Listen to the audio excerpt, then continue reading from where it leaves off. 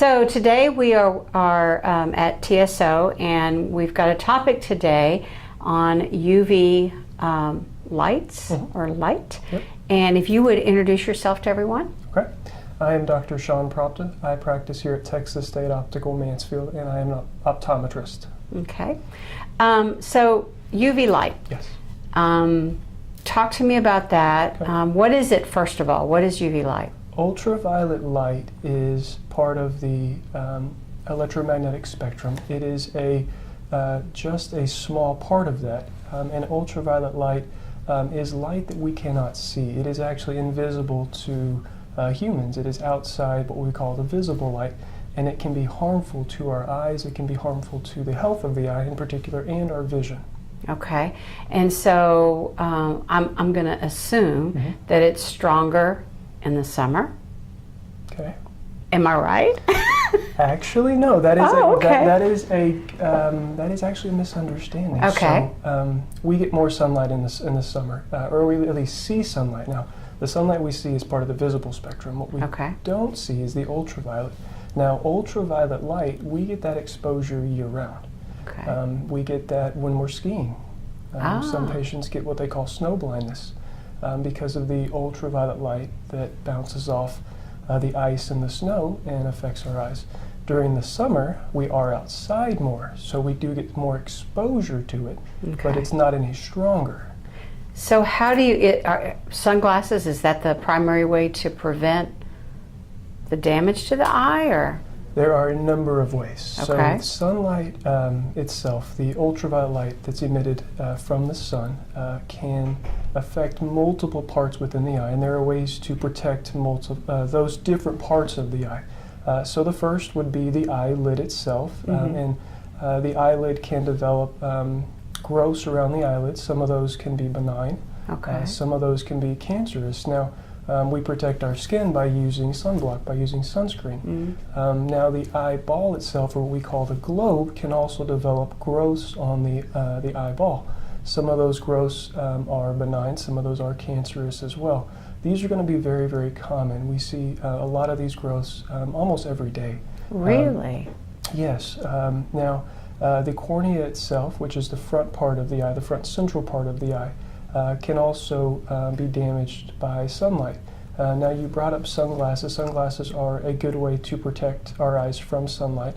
Now there are also now contact lenses that have UV blocking protection in them, blocking us from UVA and UVB light. What is kind of the newest advancement in eye care is what we call UV 400, which is now protection on your everyday glasses. So you can have that protection not only in sunglasses now, but also in contact lenses and in your everyday glasses. So it's really a problem then? It is. Okay. It is. And you said you see it every day? Okay. So probably the most common effect we see from ultraviolet light is going to be cataracts.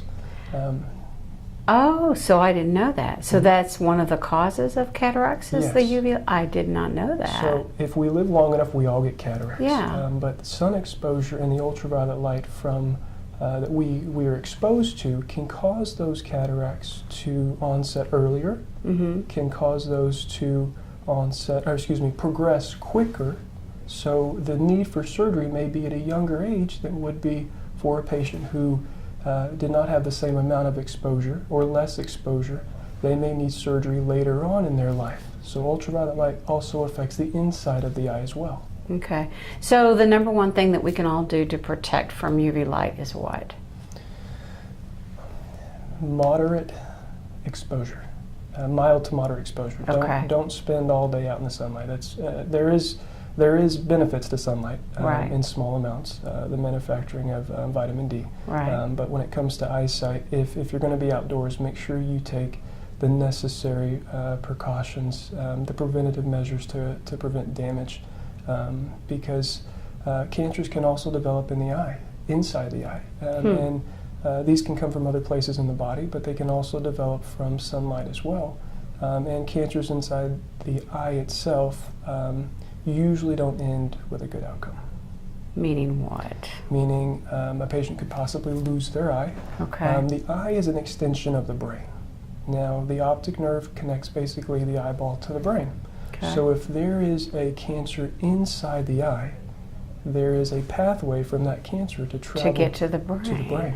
Wow. So the eye itself is exposed to sunlight on the outside. The eyelid, you talked about the cornea, but it also inside the eye can be affected from the UV light exposure as well. Okay, so now we're all scared to death. Enjoy your time outdoors. Just Be smart. Just be smart about it. Yeah. And this time of year, we are spending lots of time at the lake, at the park, swimming at our homes. And another thing is children. Children are outside quite a bit. Yeah, and you don't really see them with sunglasses. That's right. Or yeah. That's right. I think children, when we talk about our children, we remember to put sunblock on our children. Anytime they go outside during the summertime, we always put sunblock. But sunglasses are just as important in children. Their protection, because the cataract development, which we discussed, starts at an early age, and it changes over the lifetime. So cataracts don't just develop when we're 60. They start when we're younger, a lot younger. And that ultraviolet light exposure as a child, over your childhood, your teenage years, your early adulthood, can cause those cataracts to progress a lot faster. And I may see a patient in their late 40s who may need to have cataract surgery because they spent a lot of time outdoors as a child, growing up, say, on the West Coast. Wow. Doing a lot of surfing, going to the beach. Yeah. Or a child that spent a lot of time at the lake, maybe, or grew up on a farm, and a lot of their time was spent outdoors. So sunglasses in children is just as important because they get the same amount of exposure to sunlight that us adults do, if not more. So I want to thank you for today, but how would someone contact you? Is it best to call, website? What's the best way? So we have a number of different avenues to set up an eye exam, and one would be using our website. You can go through the website. You can send us a Facebook message. You can call the office, and we're open 6 days a week.